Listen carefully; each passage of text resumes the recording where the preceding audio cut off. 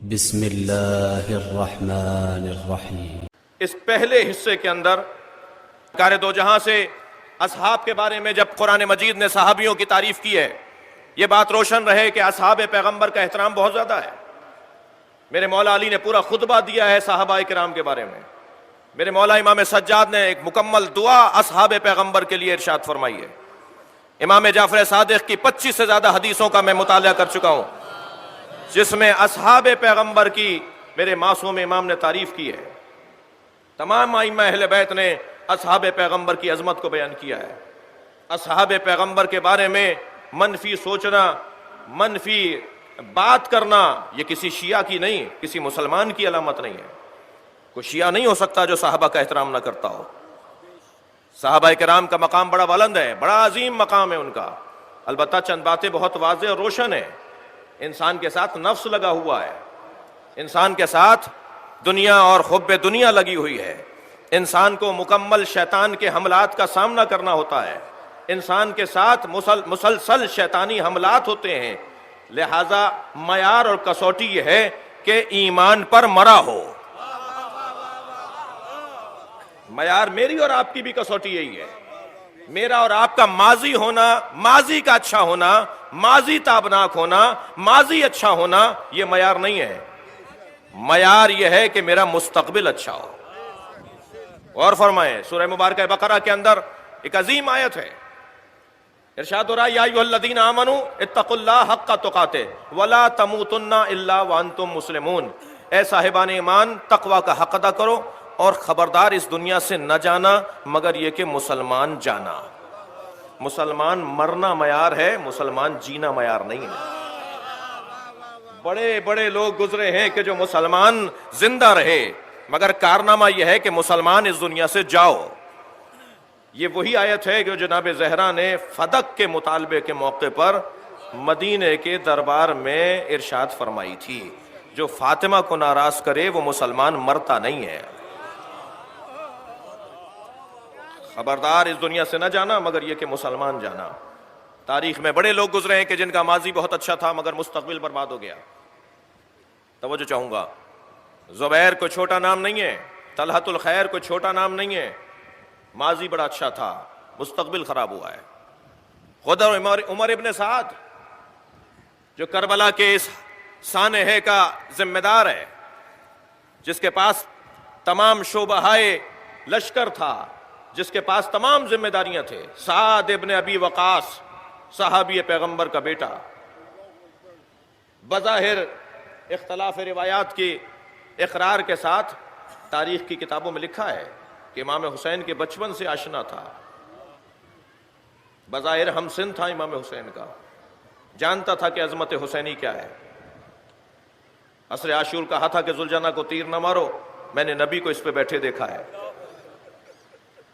امام کی شہادت کے بعد کہا کہ ذوالجناح کو پکڑ کر لاؤ، میں اسے تبرک کے طور پہ رکھوں گا، میں نے اسے دیکھا تھا کہ نبی اس پہ بیٹھتے تھے۔ یہ چھوٹا آدمی نہیں تھا، امام حسین سے ملاقات کرنے آتا تھا، امام سے ملتا تھا۔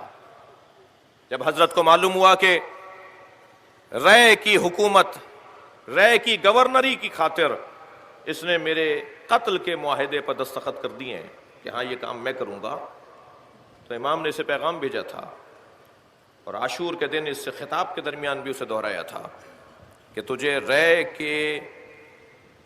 کے جو کے دانے بھی نصیب نہیں ہوں گے۔ جو پوری رے کے اندر جو کی کاشت ہوتی ہے، تجھے جو کے دانے بھی نہیں ملیں گے۔ اپنے اس ارادے سے ہاتھ اٹھا، چھوٹا آدمی نہیں تھا۔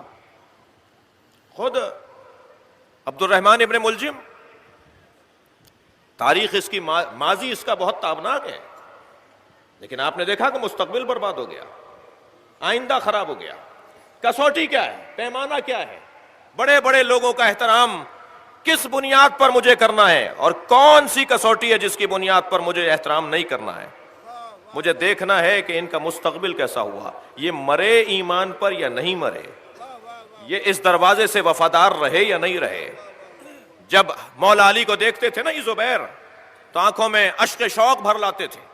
ایک دن سرکار نے پوچھا زبیر تم علی سے کتنا پیار کرتے ہو؟ کہا مجھے علی سے عشق ہے۔ کہا وہ دن کیسا دن ہوگا جب تم علی کے خلاف تلوار لے کر آؤ گے؟ کہا یا رسول اللہ میں اور علی کو ماروں گا؟ حضرت نے فرمایا تمہارا مزاج، تمہاری کچھ عادتیں ہیں جس کی وجہ سے تمہیں یہ تمہارا ایمان سلب ہوگا اور تم اس مرحلے پر پہنچو گے کہ علی کو مارنے آؤ گے۔ تو اس وقت میں زبیر کھڑا ہو گیا، کہا یا رسول اللہ دعا کریں میں اس سے پہلے مر جاؤں۔ اور جب جنگ جمل کے اندر مولا امام حسن نے آ کے بتایا بابا وہاں سے زبیر آئے ہیں گھوڑے پر بیٹھ کے، جنگ کا آغاز ہو رہا ہے، زبیر مولا سے جنگ کرنے کے لیے میدان میں اترے ہیں۔ تو حضرت نے فرمایا بیٹا تمہاری اجازت ہے کہ میں چلا جاؤں؟ اجازت امام حسن سے اس لیے مانگی تھی کہ لشکر کے سالار امام حسن تھے، اور مولا علی نے یہ ہمیں ہدایت عطا کی ہے کہ جسے بڑا بناؤ اسے بڑا مانو۔ فرمایا بابا آپ میرے امام ہیں، آپ میرے مولا ہیں۔ حضرت گھوڑے پر بیٹھے اور جا کر آواز دی زبیر پہچانتے ہو میں کون ہوں؟ کہنے لگا آپ علی ہیں۔ حضرت نے فرمایا فلاں دن فلاں تاریخ فلاں جگہ فلاں موقع فلاں لوگ موجود تھے جب پیغمبر نے تم سے کہا تھا کہ تم علی کے خلاف تلوار لے کر آؤ گے، تم نے یقین نہیں کیا تھا، تمہیں یقین نہیں آ رہا تھا، تم تعجب کر رہے تھے کہ ایسا کیوں کر ہو سکتا ہے۔ یہ وہی دن ہے، یہ وہی جگہ ہے جس کے لیے پیغمبر نے پہلے سے بتا دیا تھا۔ تلوار کو نیام میں رکھ کے گھوڑا موڑ کے جانے لگا۔ میں زبیر سے پوچھوں گا زبیر کہاں جا رہے ہو؟ جب تم پر حق روشن ہو گیا، جب تم پر صداقت واضح ہو گئی تو لا تعلقی اسلام کی لغت میں نہیں ہے۔ اگر مجھ پر روشن ہو گیا ہے کہ کیا غلط ہے اور کیا صحیح ہے تو مجھے حق کی جانبداری کرنی ہے، مجھے سچ کا ساتھ دینا ہے۔ لیکن یہ چلا گیا میدان جمل چھوڑ کر، اور ایک شخص نے رستے میں اسے تنہا پا کر اس کا سر قلم کر لیا، اور سر لا کر جب مولا کے سامنے رکھا تو حضرت نے تعجب سے اسے فرمایا القاتل والمقتول کلاہما فی النار، یہ واحد مقتول اور قاتل ہے جو دونوں اس وجہ سے جہنم میں جائیں گے کہ مارنے والا بھی بغیر امام کی اجازت کے مار رہا تھا اور مرنے والا بھی امامت سے خارج ہو چکا تھا۔ صلوات پڑھیں گے محمد و آل محمد۔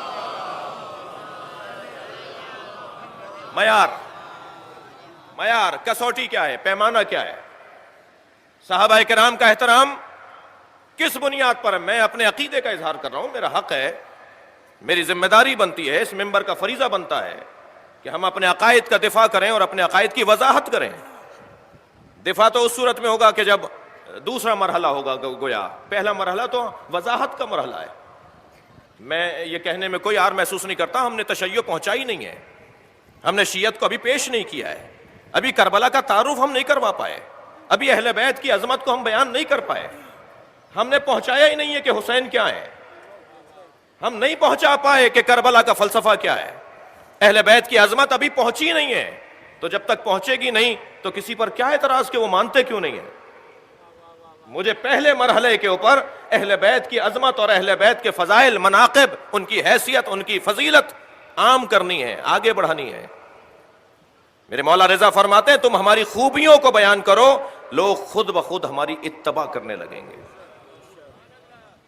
اور فرمائیں گے لہذا اس مرحلے کے اوپر یہ بات روشن ہے کہ ہم صحابہ کرام کا احترام کرتے ہیں، مگر صحابہ کرام جو ایمان پر اس دنیا سے گئے ہوں، اور مجھ سے خفا ہونے کے بجائے صحیح بخاری کو پڑھا جائے، مجھ سے ناراض ہونے کے بجائے اپنی کتابوں کو پڑھا جائے کہ جس میں پیغمبر نے فرمایا کہ میں حوض کوثر پر اپنے کثیر صحابہ سے ملنے سے انکار کر دوں گا اس لیے کہ میرے مرنے کے بعد وہ مرتد ہو گئے تھے۔ ہم سے ناراض ہونے کے بجائے اس بات پر غور کیا جائے کہ آخر یہ کیا سبب تھا جو پیغمبر کے بعد ایسا ہوا۔ انسان تو وہ بھی تھے، انسان آپ بھی ہیں جی، بلکہ بعض جگہ تو سرکار نے ارشاد فرمایا مجھے آخری زمانے میں آنے والے اپنے بھائیوں سے بڑا پیار ہے۔ تو صحابہ کرام نے کہا یا رسول اللہ ہم آپ کے بھائی نہیں ہیں؟ حضرت نے فرمایا جو آخری زمانے میں میرے چاہنے والے، میرا کلمہ پڑھنے والے آئیں گے وہ تم سے زیادہ فضیلت اس لیے رکھتے ہیں کہ وہ بغیر دیکھے ہوئے مجھے مان رہے ہوں گے جی، لہٰذا یہ بات روشن ہے۔ ایک اور بات کہتا ہوا، ایک جملہ آپ کی سماعت کو تازہ کرنے کے لیے ایک جملہ کہہ دیتا ہوں، ہم اصحاب پیغمبر کو مانتے ہیں، اصحاب حکومت کو نہیں مانتے۔ صلوات پڑھیں گے ذرا محمد و آل محمد۔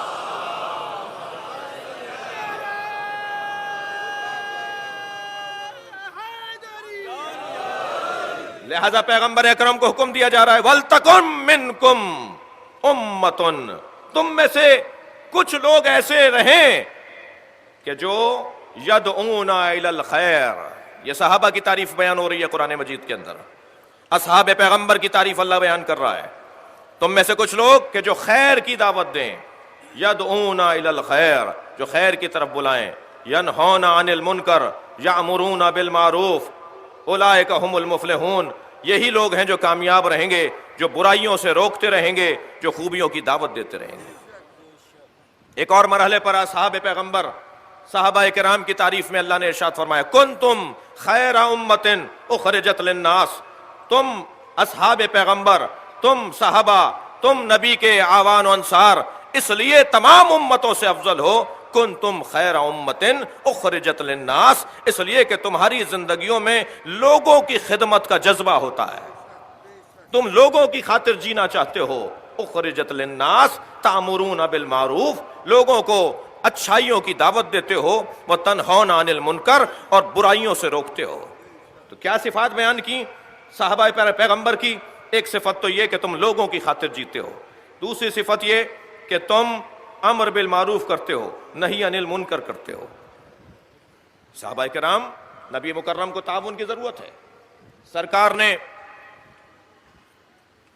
صحابہ سے تعاون لیا، تم فلاں جگہ پر تبلیغ کے لیے جاؤ.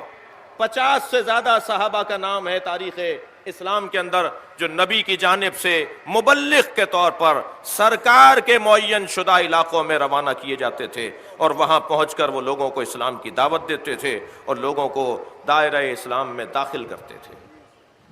فرمایا خبردار، تلوار اور اسلحہ اٹھانے سے پہلے اپنے علم کا اسلحہ اٹھانا، اپنی دلیل کا اسلحہ اٹھانا، استدلال سے بات کرنا، لوگوں کو عقل کی بنیاد پر دعوت اسلام دینا.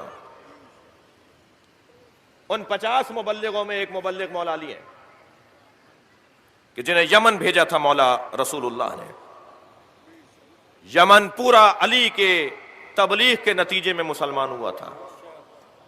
حضرت مالک اشتر ایک نتیجہ ہے مولا علی کی تبلیغ کا. آج یمن کے اندر یہ جو حوثی قبیلہ ہے، یہ جو یمنی مسلمان ہیں، ان کا قصور کیا ہے؟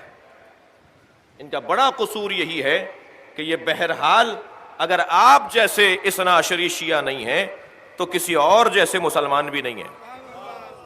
غور فرما رہے ہیں آپ؟ اگر آپ ہمارے لیٹسٹ ویڈیوز کے بارے میں جاننا چاہتے ہیں تو ہمارے چینل کو سبسکرائب کریں اور بیل آئیکن کو پریس کریں. شکریہ.